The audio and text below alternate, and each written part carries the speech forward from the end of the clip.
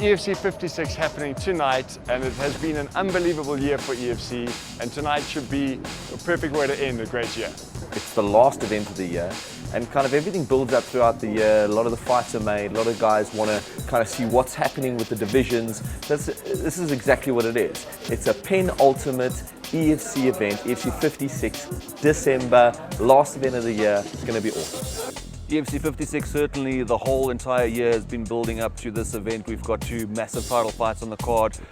Big challenge for Dricus as well. Rafael Haratek, we saw him make his debut, I think it was roughly 18 months or so ago, just literally steam training everyone in his path. He's a very tough guy, very sort of emotionless in the way he goes about his business inside the hexagon. You can't ever really say anything apart from he is so incredibly tough and very talented. It's insane. There's been so much trash talk.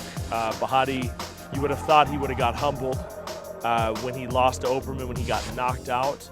Not at all. Never stopped talking. In fact, I think he picked it up even more, throwing water bottles at him after the weigh-ins.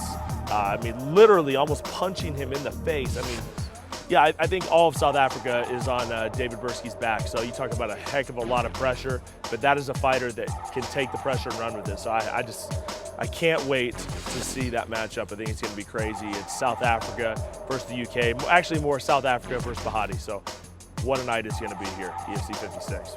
You don't often get to see a whole lot of fights that should be on the main card on the preliminary bouts. Like you look at Irene and Danella, that by every sort of stat and looking at the hype that's gone into it and the two ladies and the magnitude of bringing a Spanish girl out to fight Danella, that should have been on the main card.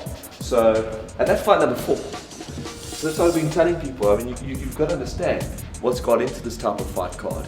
Every single fight is going to deliver. I hope so. I mean, we can only see what happens tonight, but you know, with the type of guys that are matched up against one another, it's almost a guarantee.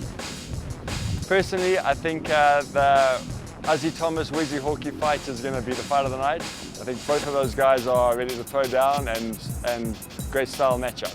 I have to go Ozzy Thomas and Wesley Hawkey just purely based on the boxing pedigree of both of those. I think Wesley Hawkey's going to ask some interesting questions with the angles that he uses coming out with a different stance that Ozzy probably hasn't faced before, not a lot in MMA anyway. And Ozzy is just so incredibly tough, and he's such a high level boxer with crazy heavy hands. We saw in the Boyd Allen fight, he rung his bell more so than anyone else has. It's certainly fireworks all over the place in that one. But we've got huge fight cards lined up for next year.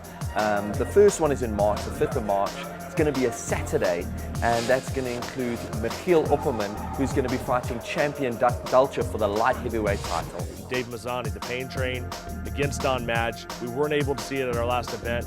Now we're going to see that fight, and yeah, I mean, that's just another one of those fights that just has everybody talking. America versus South Africa. I think a lot of people love the Pain Train, but at the same time, you know, South Africa wants to get a belt back around Don Madge. Big fight for next year, certainly as Norman Vessel's facing the winner of Bahati and Bursky, which is a crazy fight on the card again tonight. Norman Vessels has changed so much over the last couple of years. He's evolved as a fighter, he's evolved as a coach inside the gym and as a motivator for the guys inside the gym. If he can make that 84 kilograms, which I believe, according to the guys that's working with him, he will be able to do that.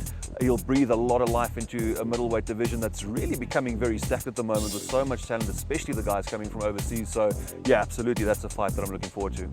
We're looking at heavyweight bonanza, huge fights coming out of this promotion for next year.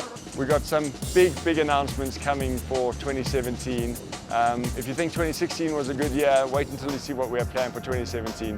New venues and a host of massive fights coming out.